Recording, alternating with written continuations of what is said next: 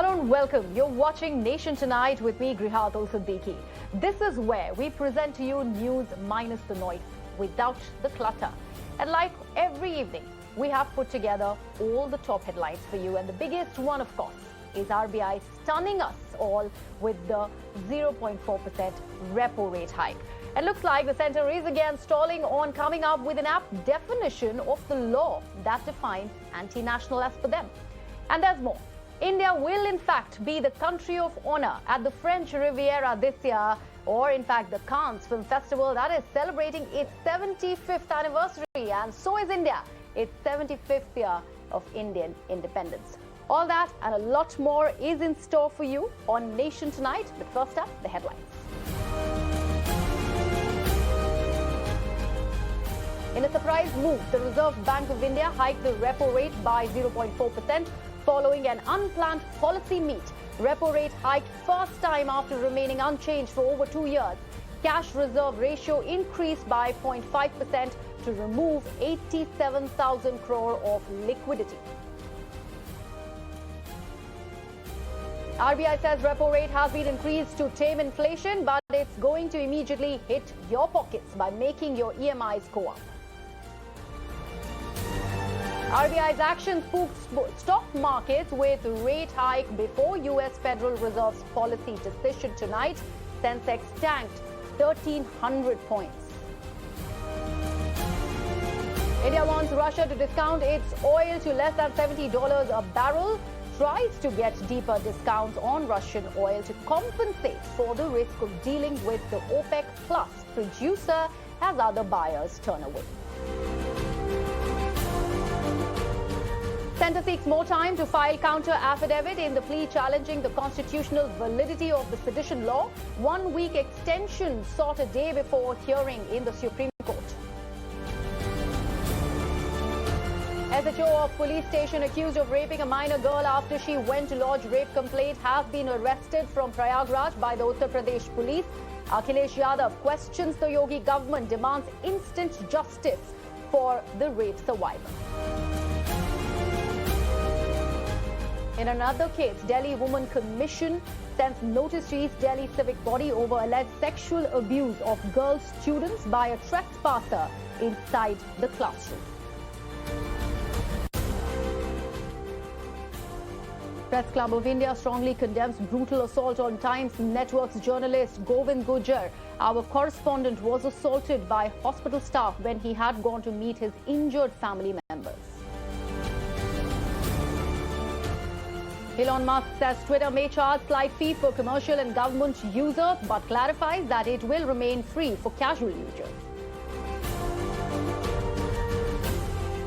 Also, India to be the country of honour at the Cannes Film Festival. Union Minister Anurag Thakur says India is the first country to ever get this honour. Also, after a long spell of intense heat, rain and hailstorm hit parts of the national capital, bringing the much-needed relief from the heat.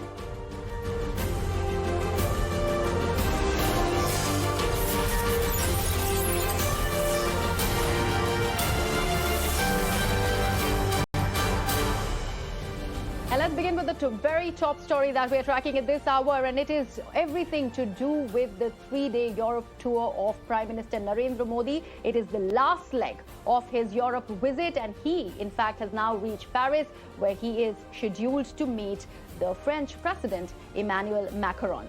My colleague Danish has all the updates for us. Danish, I believe the Prime Minister has just about landed in Paris. What else can you tell us about this last leg of his tour?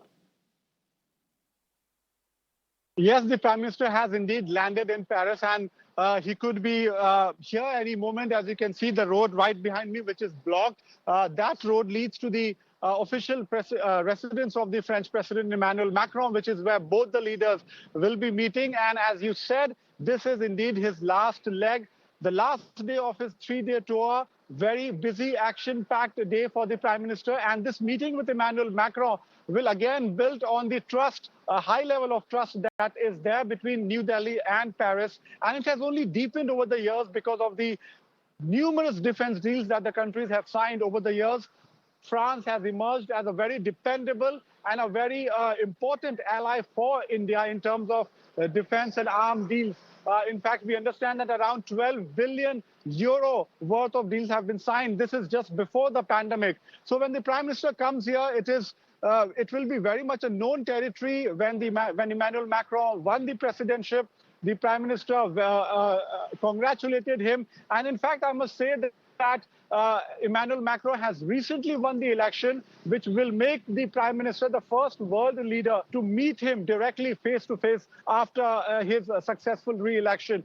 Plenty of topics on the discussion table, of course. It will be very open-ended considering the comfort level between both the countries. Trade and investment, defense deals will figure in.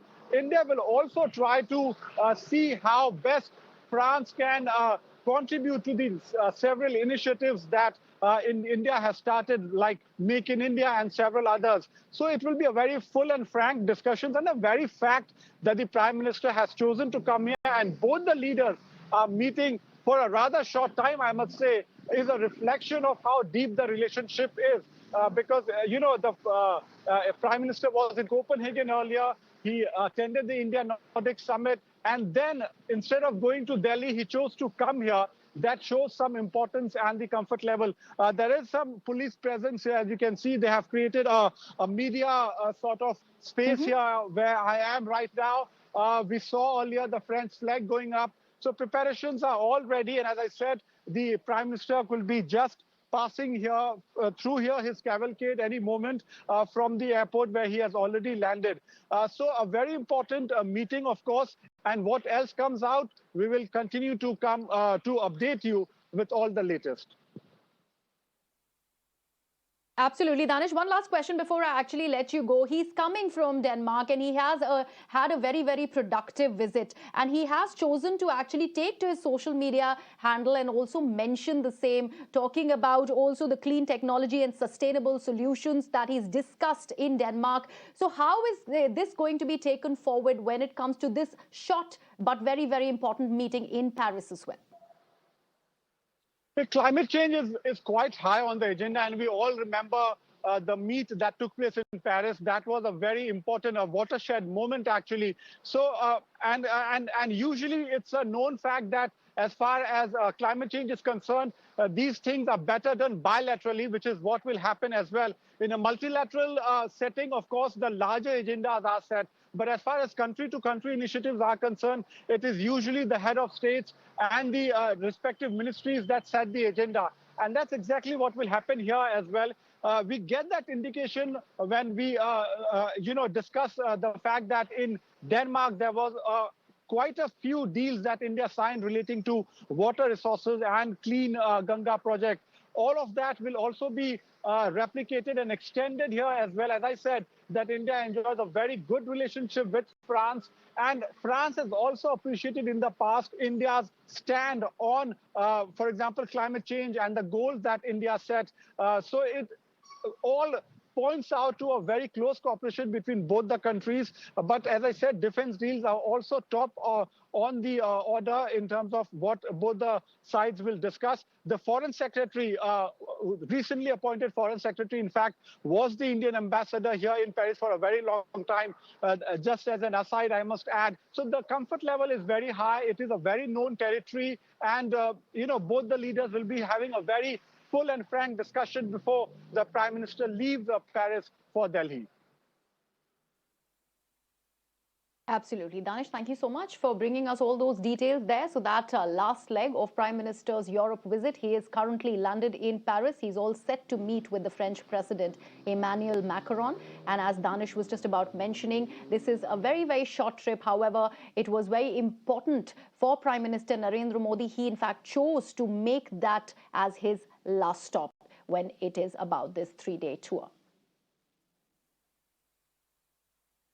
Shifting focus now to that big announcement, and a very surprising one at that, by the Reserve Bank of India. So after that unscheduled policy meet, the Reserve Bank of India hiked the repo rate by 0.4% or 40 basis points, and also increased the cash reserve ratio by 0.5%. Now, the RBI Governor Shaktikanta Das has said that the decision was taken to tackle the rising inflation amid the geopolitical tensions. But for you, the EMI player, or in fact, those looking to buy a dream home, this means higher EMIs and more mehengai misery when already everything around us is so expensive. So be it food, fuel, or even cooking gas, everything is set to go up, and this had to happen. But economists are questioning the timing, and this has come in just ahead of US Fed's announcement on the rates tonight. As a result, the Indian economy has managed to weather the shock so far. Reassuringly, we have also been able to preserve macro-financial stability despite the synchronized shocks of commodity prices, supply disruptions, and higher inflation unleashed by the war. Confronted by elevated inflationary pressures that have shifted the future trajectory of inflation upwards, we have announced our intention to engage in withdrawal of accommodation to ensure that inflation remains aligned to the target. As I had stated in April 2022, as I had stated in last April, monetary policy, our actions will be calibrated to the rapidly evolving situation so that impulses of growth are preserved and strengthened. My colleague Hina Gambhir is live with me to explain to us what this surprise announcement of the RBI really means for us, the common man. Like I already mentioned, Hina, it is more mehengai that we'll have to deal with. Just break it down for our viewers. You know, at 11:27 a.m. Griha, when we first got this tweet from the official Twitter handle of Reserve Bank of India, most of us who track RBI or Ministry of Finance got a little confused, and we all were wondering, what is it that the RBI governor is going to speak about at 2 p.m.? And when the announcement was finally made, I spoke to economists, I spoke to participants of stock markets, I spoke to, people who have a home loan to understand what they had to say about this 40 basis points increase or a significant increase in repo rate by Reserve Bank of India in this unscheduled monetary policy meeting that happened on 2nd of May. So an economist that I spoke to said, ye to hona hi tha, something that RBI should have done long back. RBI was late in increasing the interest rate, but finally it has happened. It was supposed to happen. When I spoke to participants in stock markets, because Sensex tanked by about 1,300 odd points, so the reaction was, kya se kya ho gaya? Because today is the day when LIC IPO had opened for retail investors, and there was this party going on the Lal Street. There was a little bit of euphoria on the Lal Street over last few weeks, and that seemed to continue. People were looking forward to a good listing of LIC IPO on probably 17th of May. So they were a little heartbroken, they were nervous, and the reaction was kya se kya ho gaya. They never expected, this party to come to an end like this by this sudden, statement by Reserve Bank of India Governor Mr. Shaktikanta Das today. When I spoke to the people who had taken home loans or any other kind of loans, or people who are looking to buy, take loan in the near future, they said, jaye to jaye kahan? Because for consumers, already, be it cooking gas, be it fuel that we use, in our vehicles for our commute, be it the vegetables that we buy, the grocery that we buy, the air travel that we do, everything is in any case expensive. And now our EMI bill, the only amount that was slightly lower as compared to all other monthly bills, is also likely to shoot up. So now this means higher EMI bill for people who are looking to take home loan. But the RBI says that this was important to tame high inflation. Now, we'll see what happens tonight when US Fed announces its decision, because that's going to be important for India and for Indian stock markets as well. Today, as far as the consumers are concerned, people who were looking to buy a home and were looking to take a loan, they'll have to now pay a little more, because now the next policy meeting is on 7th of June. And economists say that at least a 75 basis points increase in repo rate on 7th of June can also be expected. You're one to always see the silver lining amid the dark cloud. So I really want to understand that benefit of us as, people who are saving their money and the interest rate really going up on those savings. Is that going to reflect sooner, or that happens much later while we get benefited out of this entire announcement by the RBI? Well, yes, there is, of course, that silver lining that, the money that we keep in our bank accounts also grows because we earn interest rate on that. Then we put our money in fixed deposits. We get some, earning from that too. So that rate clearly will also be going up. But, that will, of course, depend upon how much banks really want to pass on to the consumers. So that's something we'll have to wait and watch. Of course, that's a positive side of this entire story, but simultaneously, Griha, if you invest in a fixed deposit or any other savings scheme, you'll have to put your money locked in for at least a few years. And in the case of an FD, it's around 5 years. So people who have already booked their FDs, for them, nothing is going to change. They will continue to earn interest at a lower rate. But of course, after the banks decide to pass on this rate hike as deposit rates also, then whoever will open an FD or will put more money in their bank accounts will, of course, be earning more money. Absolutely. Now, thank you so much. So you get your interest much later while you get to pay the EMIs as early as the next month. And a hike in that is pretty evident after this press conference by the Reserve Bank of India. Now, shifting focus to the state of Tamil Nadu. After all that gyan from Hina Gambhir on the Reserve Bank of India's surprise press conference. So the Tamil Nadu Chief Minister, M.K. Stalin, has finally got his way as the NEET bill has again been sent to the centre for the President's assent. Making a big announcement in the Assembly today, the Chief Minister informed the Governor that the Governor R.N. Ravi has now forwarded the NEET exemption bill passed by the Tamil Nadu Assembly for the second time to the centre. Now, Stalin, in fact, dubbed it as a success of the continuous effort of the State Assembly. Now, remember earlier, the Assembly had readopted the anti-NEET bill on February 8th, within days after the Governor returning the original bill unanimously passed by the Assembly on September 19th in the year 2021.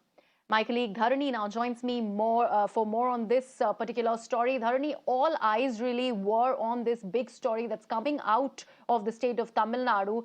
Could we just call it a big win for M.K. Stalin, or we'd have to wait till the President's assent really comes in on this particular bill? Well, at this point in time, it can be called as a win for the DMK government in its attempt to get an exception for the state of Tamil Nadu from NEET examination. Because today in Tamil Nadu Assembly, as you said, Chief Minister M.K. Stalin informed that Governor R.N. Ravi has forwarded the anti-NEET bill to the Union Home Ministry for presidential approval. For the first time in September 2021, the PN Assembly passed an anti-NEET bill and it was sent to Governor R.N. Ravi for approval. That he sat on it for over 100 days. And then after that, he returned the bill back to the Assembly, telling that it needs some modifications and clarifications. And then again in February 2022, a second anti-NEET bill was passed and sent to Governor R.N. Ravi for approval. Now, almost 3 months later, in the beginning of May, the Governor has forwarded the anti-NEET bill to the Union Home Ministry for presidential approval. So this can definitely be called as a win for the DMK government in its attempts to get an exemption for the state. So now we have to wait for the presidential approval, as that's the final step in getting an exemption.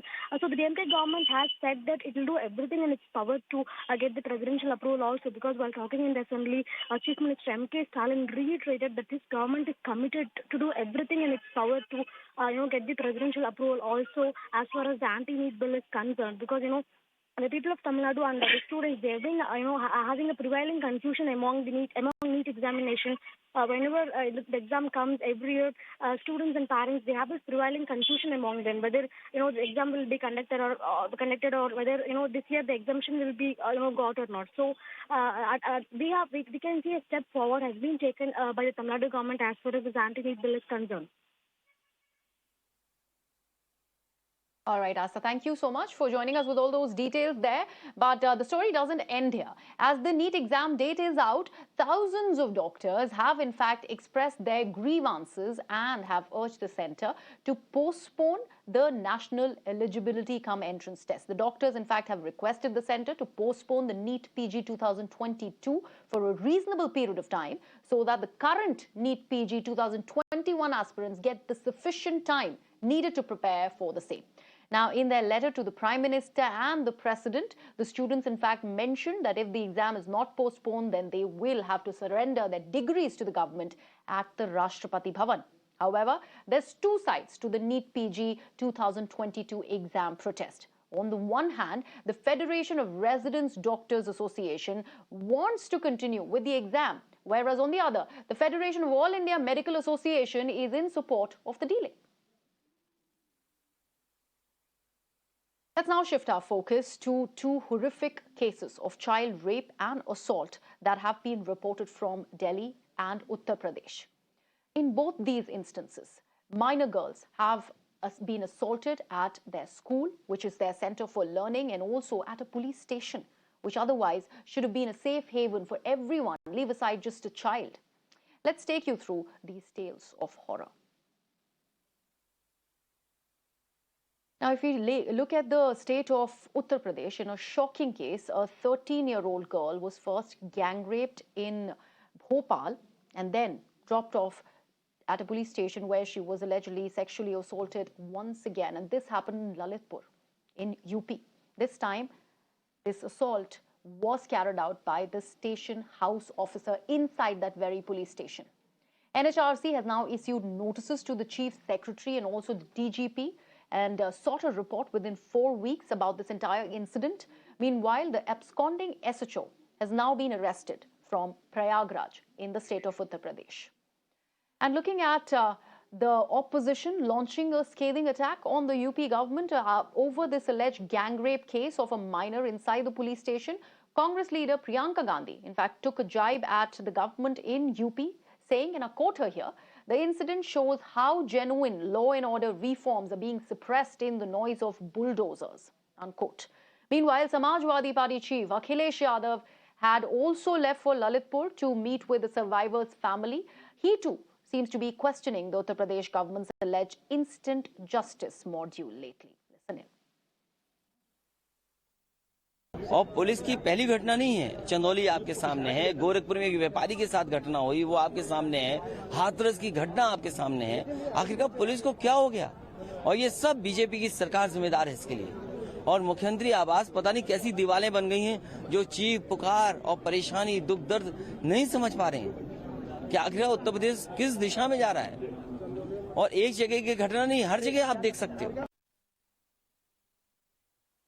My colleague Manish Yadav now joins me live on the broadcast. Manish Yadav, first of all, about this particular case, now that we know that the SHO has been arrested, who was accused of, in fact, sexually assaulting the minor. So that's one development that's coming in.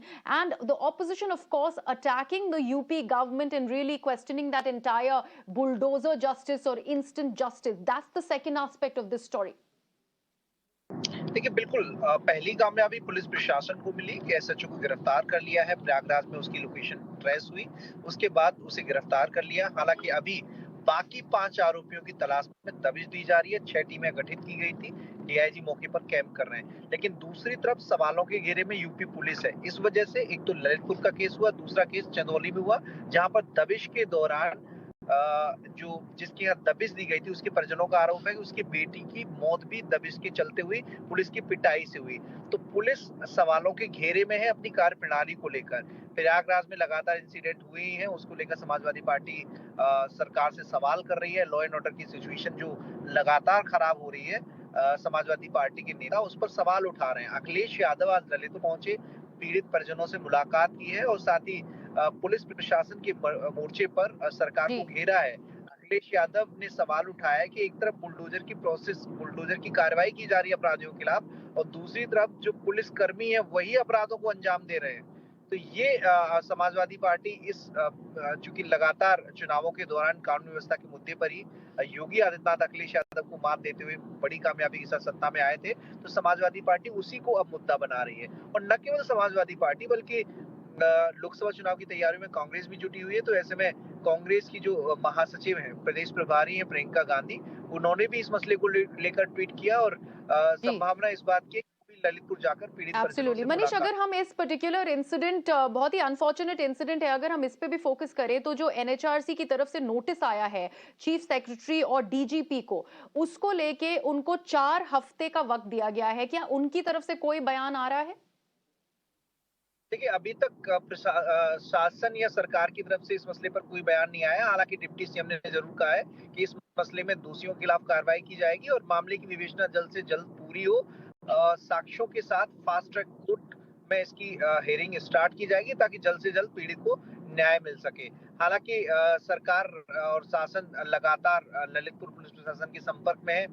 मुख्यमंत्री भी इस मसले को लेकर गंभीर है। मुख्य सचिव ने भी निचले स्तर के अधिकारियों से रिपोर्ट मांगी और कोई कोताही न बरती जाए, कोई लापरवाही न बरती जाए इस मामले में, ऐसे निर्देश भी दिए हैं। तो अपनी ओर से प्रशासन कोशिश कर रहे हैं। हालांकि जवाब दाखिल किए जाने की तैयारी है एनएचआरसी में, जो नोटिस मिला है प्रशासन को। All right, Manish, thank you so much for joining us with all those details. Let's now shift focus to the national capital, where a similar such case was reported. Now, the Delhi Commission for Women today issued a notice to the Delhi Police and also the East Delhi Municipal Corporation Commissioner over this case of sexual assault of 2 8-year-old girls in a civic body-run primary school. The commission has sought details on the action taken against the school principal and also the class teacher under the POCSO Act.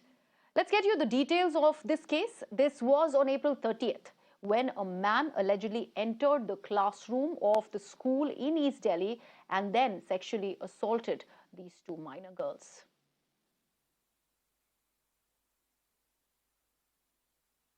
Michael Ila now joins me on the broadcast for more inputs on this story. Ila, now the National Commission for Women has taken cognizance of this particular case. However, this is a very, very horrific case that's once again being reported out of the national capital.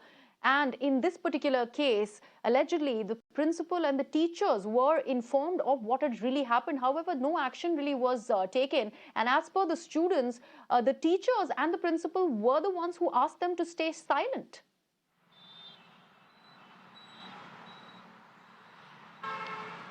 Yes, Griha, this is absolutely a grave and horrifying incident which has happened at the East MCD school where 2 girls, both were minor, were assaulted. An unidentified man barged into classroom and asked them to remove their clothes and removed his clothes. And when the students tried to complain to their teachers, they ignored them and tried to conceal the matter. And only after a lot of pressure, this matter has came into the light. This is a horrifying matter, as school, which is supposed to be a safe place, and there also girls are not safe. This raises a lot of questions. Now the Delhi Commission of Women has written to Delhi police so that they could identify that man as soon as possible and also take strict action against this person. Also, DCW has summons EDMC EDMC commissioner and asked them to be present in front of them and ask them why this kind of incident happened, and if there was a CCTV in the school, and if they haven't installed a CCTV, what is the reason of not installing the CCTV. So they have asked this question and have brought this incident in light. This is absolutely horrifying because the school teachers and principals try to shut the mouth of students and try to conceal this matter. And also DCW demands that an action should be taken against these teachers under the POCSO Act. Back to you, Griha. All right, Ila, thank you so much for joining us with all those details. Horrific incident of minors being sexually assaulted coming to light, not just from the national capital, but also from the state of Uttar Pradesh. Let's now shift focus. to the apex court, and the centre has now sought time from the Supreme Court of the country to file its response on a batch of pleas challenging the constitutional validity of the colonial-era penal law on sedition. Remember, this is the second such application filed by the government in the apex court seeking an extension in the matter.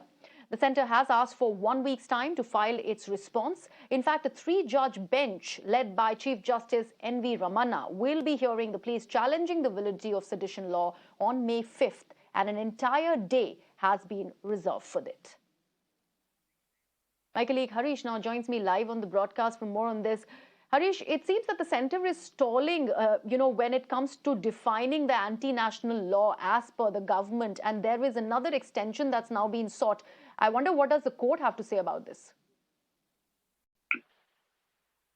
Yes, that's right. Such an application, that is the second application within 3 days, seeking further time to file its affidavit, means that the centre's affidavit is not ready even after 9.5 months. Remember, it was in June last year that the Supreme Court had asked the Solicitor General Tushar Mehta to file affidavit, making it stand clear. So remember, on Monday, the Solicitor General had filed an application and said that the draft of the affidavit is ready, but it is awaiting the approval of the top competent authorities in the Ministry of Home Affairs. And today they have filed another application seeking further time, saying that this time they need 1 more week. And all this is coming, as you rightly said, a day before the Supreme Court had scheduled the final hearing of the matter, that is, had fixed a day-long hearing to hear all sides and reserve the matter for judgment. But the centre has once again filed an application, and this time it has sought 1 week's time to file its reply.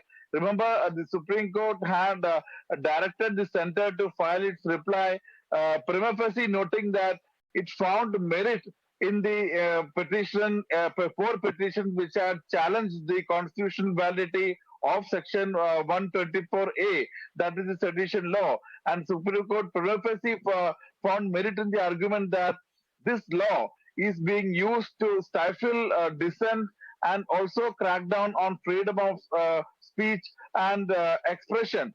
And the Chief Justice N.V. Ramana had asked the centre whether it favored retaining this law, which was used by the British to crush the freedom movement and also jail leaders like Mahatma Gandhi and Bal Gangadhar Tilak, and this law, which is also used by state governments to corner political rivals.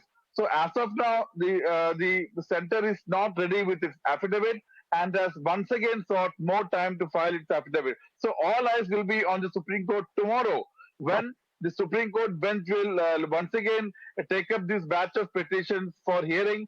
We'll have to wait and watch whether the centre will get more time or not. Absolutely. Harish, thank you so much for joining me with all those details there. Let's shift focus from the apex court of the country to the Calcutta High Court, where it seemed to be Congress versus Congress outside the court today. Now, go back Chidambaram slogans resounded as dramatic scenes unfolded in Kolkata High Court on Wednesday. Pro-Congress lawyers of the Calcutta High Court surrounded P. Chidambaram as he came into the High Court to represent the state government in a case filed by Congress MP Adhir Ranjan Chaudhary against the sale of the Metro Dairy. Let's now shift focus. The European Union is proposing to ban all oil imports from Russia by the end of the year and also remove the country's biggest bank, Sberbank, from the SWIFT international payments network. European Commission President Ursula von der Leyen said on Wednesday that the measures would form part of a 6th round of sanctions against Russia over its invasion of Ukraine. We will make sure that we phase out Russian oil in an orderly fashion, so in a way that allows us and our partners to secure alternative supply routes and at the same time be very careful that we minimize the impact on the global market And this is why we will phase out Russian supply of crude oil within 6 months and refined products by the end of the year. Thus, we maximize the pressure on Russia, while at the same time, and this is important, we minimize the collateral damage to us and our partners around the globe, because to help Ukraine, we have to make sure that our economy remains strong. And what is India's stand on the Russian oil import? So we are given to understand that India, in fact, is now trying to get deeper discounts on Russian oil. This is to compensate for the possible risk of dealing with OPEC countries, as other buyers have turned away, seeking Russian oil at less than $70 a barrel now. That is what India is planning on doing. Now remember, the global benchmark Brent is currently trading nearly at $105 a barrel. Let's now shift focus to another important update that we are bringing to you on the broadcast at this hour, and the National Technical Advisory Group on Immunization, or the NTAGI, which is the panel that takes key decisions on India's COVID vaccine drive, that met today to discuss the protocol for vaccination drive for the 5 to 12 age group, and also reducing the gap between the two vaccine doses. However, the meeting remained inconclusive as no decision was taken on both these issues.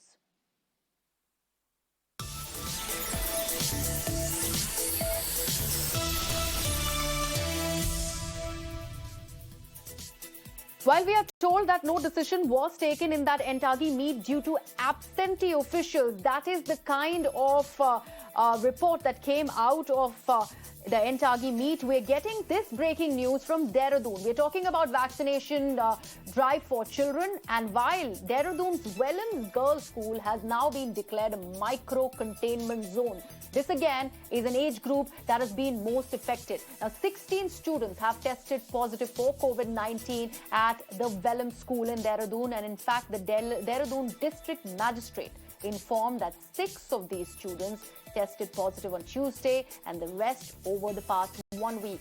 It was later converted into a micro-containment zone at the recommendation of Dehradun's Chief Medical Officer.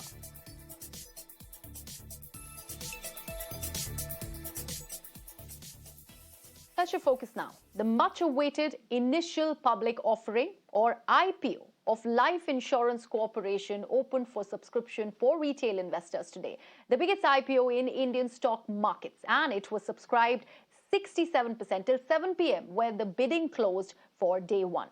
Now, on day one itself, the LIC policyholder subscribed 1.99 times the portion reserved for them. The employee reserve portion has been subscribed 117%, while retail investor portion has been subscribed 60%. The price band for LIC IPO is between 902 rupees to 949 rupees per equity share, and it will remain open till May 9th. On that note, I'm slipping into a very short break here on Nation Tonight. More news and updates coming up right after this very short breather.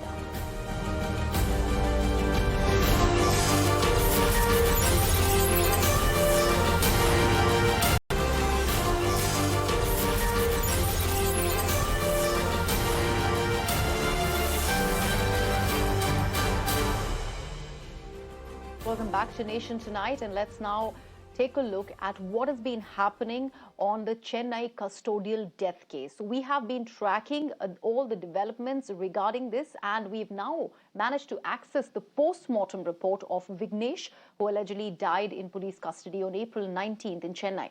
Now, according to the post-mortem report, Vignesh had multiple injuries on his body. In fact, 13 injuries have been listed in this particular post-mortem report. And earlier, the National SC/ST Commission had in fact slammed the police over the Chennai custodial death case. The SC/ST Commission's vice chairperson, Arun Haldar, said that the police wanted to suppress the fact that Vignesh was from the SC community and that they delayed invoking the SC/ST Act. The commission also noted that apart from the 3 officials, the SHO should also be suspended in this particular case. Police incharge इस पे बस नहीं सकता है। वो 3 लोगों को suspend कर दिया, उनको तो जिम्मेदारी है, उनके थाना में हुआ घटना। वो भी हम लोग अभी बता के जा रहे हैं इनको, और ये केस भी सीरियसली कमीशन देखेगा, और उसके बाद देखना चाहिए, हम लोग भी देखेंगे तमिलनाडु गवर्नमेंट क्या स्टेप ले रहा है, उसके बाद कमीशन का ऑब्जर्वेशन हम लोग भेजेंगे। हमने उनको उस पर एट्रोसिटी एक्ट लगा दिया, PO प्रिवेंशन ऑफ एट्रोसिटी, उसमें इस परिवार का अभी कॉम्पेंसेशन मिल जाएगा, इमीडिएट मिल जाएगा। उनका सर्टिफिकेट शो किया है, पुलिस ने सबसे यह काम किया है जो शेड्यूल कास्ट है क्या नहीं, इसमें उन लोगों का शौक था, लेकिन मैंने पहले से ही पूरा रिपोर्ट लेके उनको सर्टिफिकेट डायरेक्ट हाथ में पकड़ दिया, तो उसको जाने का कोई जगह नहीं था। अभी उस परिवार को एट्रोसिटी लगने के बाद 4.25 लाख इमीडिएट उनको मिलेगा उस परिवार को। और जो अभी जेल में है, मैं इमीडिएट इधर से निकल के जेल में वो लड़का के साथ बात करने के लिए जा रहा था, जाने अभी जाएंगे उसको जेल में, क्योंकि मेरे को लग रहा है कि किसी कारण से उनको जेल में भेज दिया है, कि वो डायरेक्ट उनके साथ में था। इसी के बाद मेरा जस्टिफाई करने के लिए बहुत सुविधा हो जाएगा, इसलिए मैंने बोला मैं जेल में जाके उनसे मिलेंगे। My colleague Shilpa now joins me on the phone line for more on this. Shilpa, very, very important updates coming out of this particular story. First of all, the post-mortem report that you've managed to access for us, 13 injuries that are being reported, as far as that post-mortem report is concerned. Is this an incriminating evidence? If you can just take us through all those details, and also these serious allegations that have come out of the SC/ST Commission press conference today. In fact, the post-mortem report of Vignesh demolishes the lies, demolishes the police theory. This clearly shows that, Vignesh suffered severe injuries. There were at least 13 injuries on his body, and this has been detailed and this has been listed out in the post-mortem report. He had several contusions all across his body, and apart from that, he had abrasions on his gluteal region, and also he had a fractured leg. So these are some of the observations in the post-mortem report, and it also says that these injuries were inflicted at least 24 to 48 hours before the post-mortem was conducted. So clearly going on to suggest that these are very fresh injuries that Vignesh had suffered. And apart from that, the National SC/ST Commission members also conducted an inquiry in Chennai today. The Chennai Police Commissioner Shankar Jiwal and other senior police officials, family members of Vignesh, all of them appeared before the commission today. And the National SC/ST Commission also has accused the Chennai Police of trying to suppress the identity, suppress the fact that Vignesh belongs to an SC community. And the panel also questioned as to why the SHO of the station has not been suspended as yet, because remember, the Tamil Nadu government has transferred the case to the CPCID, and 3 cops have been suspended so far, but no arrest has taken place in the case, as far as this case is concerned, and no FIR has been registered against these erring officials. So the SC/ST panel also questioning as to why only 3 cops have been suspended. What about the SHO, under whose watch all of this happened, because he is responsible for that police station. So why no action against the SHO is one pertinent question that the SC/ST panel has also raised at this point in time. And they, of course, went on to say, the vice chairman went on to say that what happened was a custodial murder. Now, we will, of course, have to now wait and see as to whether the CBCID officials take proper action against these erring cops, because there's evidence after evidence that is now coming to light, which clearly suggests that Vignesh was the victim of police brutality. But so far, the reaction of the DMK government has been quite disappointing, because the DMK at one point in time during the Satankulam custodial death, when father-son duo Jairaj and Benix passed away, they were at the forefront of that issue. They were at the forefront of seeking justice for that family, and one would have hoped that they would have been prompt in taking action when something like that happens under their watch. But that, of course, has not happened. And that is the reason why several activists are also questioning the stance of the DMK government as far as custodial murders are concerned. All right, Shilpa, thank you so much for joining me with all those details. Very important post-mortem report that Shilpa has access for us. We'll have to wait and watch how this particular story progresses in the days to come. Let's shift focus now and get you the latest on the Rajiv Gandhi assassination case. And the top court has now called out the Tamil Nadu governor for acting against the state's recommendation on the mercy plea of convict Perarivalan. The Supreme Court, in fact, questioned the governor on why he referred the Tamil Nadu cabinet's recommendation to the president, calling it a destruction of federalism. Now, Apex Court also said that it will decide on the fate of the convict's plea irrespective of the decision of the President of the country. My colleague Harish is joining me live once again on the broadcast for more inputs on this particular story. You know, Harish, the Supreme Court is making it amply clear that whatever might be the decision of the President, the court will go ahead and decide for itself when it comes to this particular Rajiv Gandhi assassination case. Yes, and that is going to be very big because even if the President allows the mercy plea and releases orders release of Perarivalan or dismisses the mercy plea and says that he should continue in jail. From the tone and tenor of the Supreme Court hearing, it looks like the Supreme Court will quash the decision of the governor to refer this matter to the President and once again ask the governor to decide the mercy plea once again himself. Remember, the Supreme Court repeatedly made it clear that under Article 161, only the governor has the power to decide a mercy plea, and only the governor has the power to decide the mercy plea. He has no authority or power to refer the matter to the President. So, as you rightly said, once again, twice in a space of 1 week, the Supreme Court has pulled up the Governor Banwarilal Purohit for referring the cabinet's decision way back in September 2018 for the release of Perarivalan, not only Perarivalan, even the remaining six convicts, a total of 7 convicts, which includes Murugan, Nalini, and also Shantan. And the cabinet, the then AIDMK government had way back in September 2018 recommended the release, the remission, and the mercy plea. But the governor, after sitting on it for more than 3 years, referred it to the President. So Supreme Court has asked what authority the governor had to refer it to the President, and he had no discretion once the State Assembly made a recommendation for the release. So, the Supreme Court made very serious observations like such an act of the governor in referring the decision to the President is amounts to destruction of the federal principles, and we cannot shut our eyes to such deviation of constitutional norms, and we have to ensure that the functioning of the Constitution does not come to a grinding halt. So these are the very, very serious observations made by the Supreme Court today, and Supreme Court has adjourned the matter to next Tuesday and has asked the Centre to come back with an explanation as to from where did the governor get such a power to refer this matter to the President. And as you rightly said, the Supreme Court has made it very clear that we will, if we are not convinced, if we are not happy, if we are not, if the Centre has not succeeded in satisfying us, we will go ahead and decide the whole issue, irrespective of whatever decision the President takes. So even the next day's hearing, that is right. the Tuesday's hearing, will also be very important in this case. And as you rightly said, the Supreme Court has once again pulled up the Tamil Nadu governor for referring the cabinet decision to the President.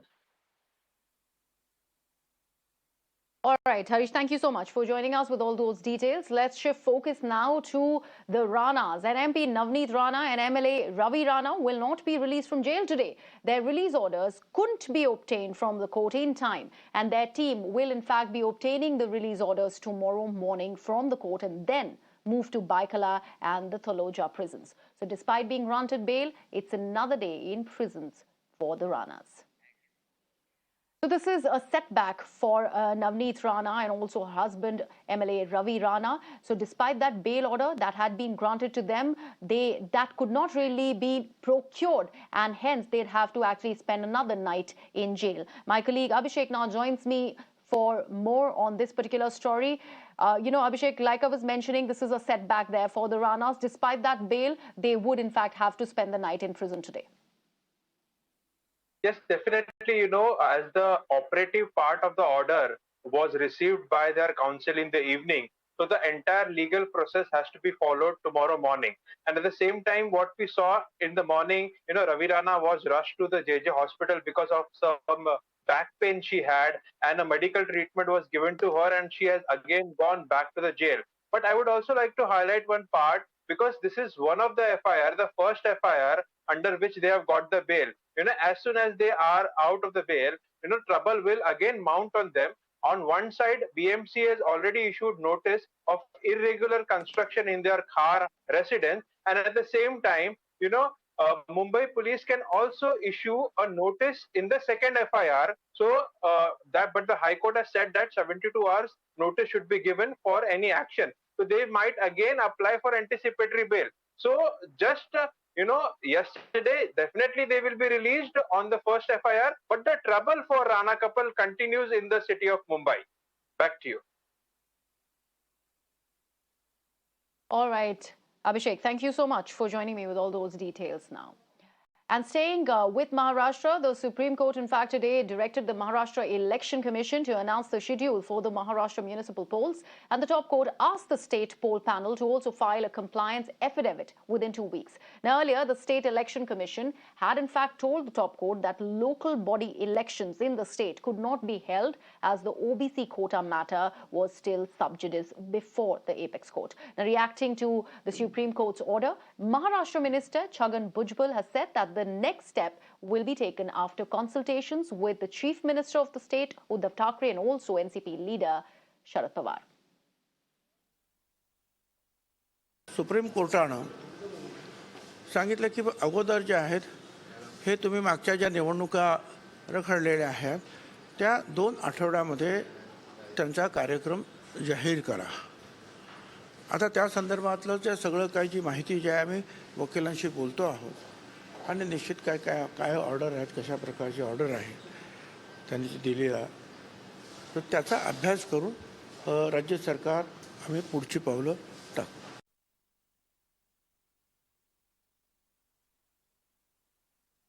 After the Commission for Women issued notice to East Delhi Municipal Corporation and sought a report from the Delhi police on the sexual assault of 2 minors in a civic agency school, we are getting you this breaking news input that the Delhi police has now registered a case under relevant sections of Protection of Children from Sexual Offences Act and also Indian Penal Code. The DCW in a statement had also said that the incident happened on 30th of April, and when the 2 students of MCD girls complained is when the matter really came to light. But despite all this, the school authorities told them to forget about the incident. Now we are getting to know that the Delhi police has in fact registered a case under relevant sections of the POCSO Act.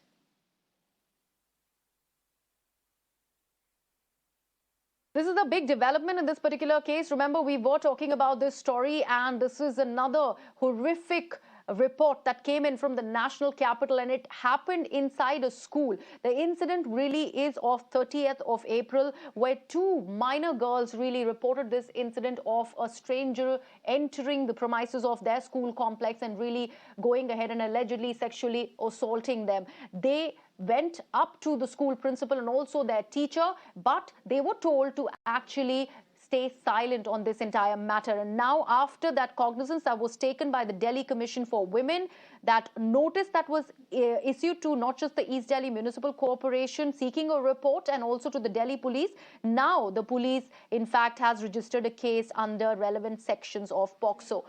My colleague Bhavtosh now joins me live on the broadcast. Bhavtosh, this is a very, very important development coming from the national capital, something that was much wanting but very delayed, however.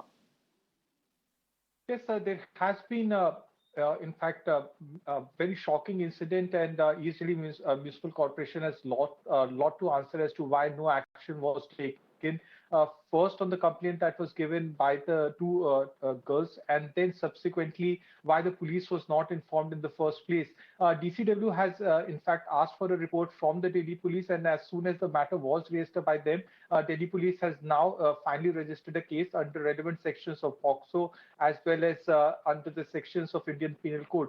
The police on its part has said that they have formed special teams and they would be obviously recording the statement of the two minor girls, as well as they have said that they will be going through various CCTV footage if they are available in the school, and also recording the statement of the school authorities. Now, they suspect this shocking incident would have been committed by someone who is a school staff, because this incident happened early in the morning on 30th of April. And they have said that teams have been formed and they are hopeful of cracking this case. But somewhere culpability lies with the school authorities, because when the two children had complained to the school authorities on 30th of April, no action was taken. And that is the reason why the school authorities, as well as the East Delhi Municipal Corporation, needs to answer why they did not look into the complaint when the two minor girls had in fact gone ahead and said that such a incident had taken place on 30th of April. Absolutely. Bhavtosh, thank you so much for joining us with all those details there. And we are glad that we had some sort of a movement by the Delhi police on this big case that we are reporting on the broadcast. We have been tracking all the developments on this particular story, a story of horror coming from the national capital, where two minor girls, in fact, complained of sexual assault by a stranger inside their very school campus, and nothing really was done about it. And now, only after the DCW really took cognizance of that particular case, now the Delhi police has registered a case under POCSO and other relevant sections. We're glad this happened. Let's see what other developments really take place on this particular case. And on that note, I'm slipping into a very, very short break. That's all the time that I had on Nation Tonight. Tamanna Inamdar joins you next with Beyond the Headlines.